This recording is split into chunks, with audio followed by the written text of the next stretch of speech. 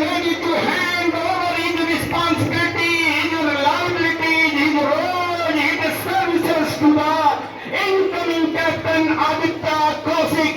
I know Aditya Kaushik is also very smart, very intelligent boy, and so it's a nice thing for our school. Mr. Santanu Singh is ready to hand over his responsibility to Aditya Kaushik as a newly appointed captain of our house.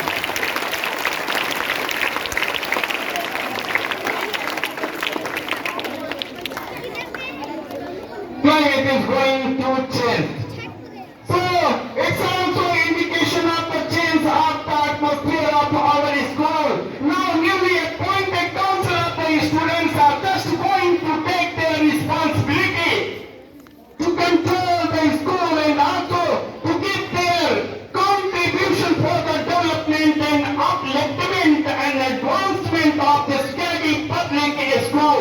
This time Aditya Kaushik is being won by Santanu Singh and just getting back.